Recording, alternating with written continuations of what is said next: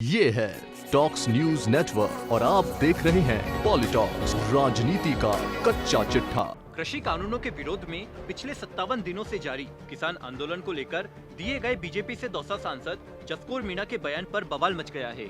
कांग्रेस ने मीणा के बयान का जबरदस्त विरोध किया है। जसकौर के बयान पर पलटवार करते हुए कांग्रेस ने बीजेपी के खिलाफ मोर्चा खोल दिया है।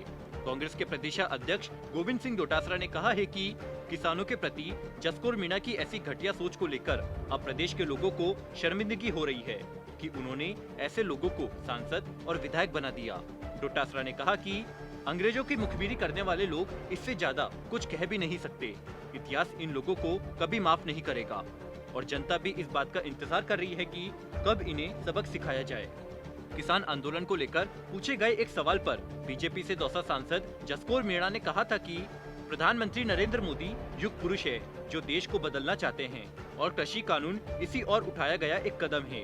किसान आंदोलन को लेकर जसकौर मीणा ने विवादित बयान देते हुए कहा था कि किसान आंदोलन में आतंकी AK-47 लेकर बैठे हैं, जो वहां बैठे हैं वो खालिस्तानी हैं। इस पर कांग्रेस प्रदेश अध्यक्ष गोविंद सिंह डोटासरा ने कहा कि किसानों के प्रति ऐसी संकीर्ण सोच बीजेपी ही रख सकती है। किसानों के विरोधी और अंग्रेजों के पक्षधर रह रहे लोग इससे ज्यादा कुछ कह भी नहीं सकते। डोटासरा ने कहा कि सेना के शौर्य के पीछे छिपकर भाजपाइयों ने चुनाव जीता, लेकिन अब जनता इन्हें सबक सिखाने का इंतजार कर रही है। उन्होंने केंद्रीय मंत्री राजनाथ सिंह पर भी तंज कसते हुए कहा कि वो सत्ता के लालच और मोदी के डर से अपना साल 2013 में दिया गया बयान भूल गए हैं, जब उन्होंने कहा था कि हम सब किसानों के साथ थे। डोटासरा ने पूछा कि आखिर अब राजनाथ सिंह की कथनी और करनी में इतना अंतर कैसे आ गया।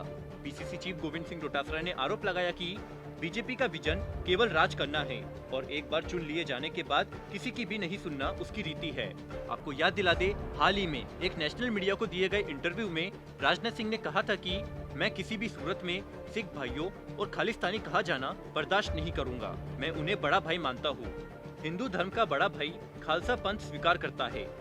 रक्षा मंत्री ने अपने बयान में कहा था कि देश की संस्कृति बचाने में जो योगदान सिख समुदाय का है वो भारत कभी नहीं भूल सकता। सिख समाज के प्रति मेरे मन में एक बड़ा सम्मान है।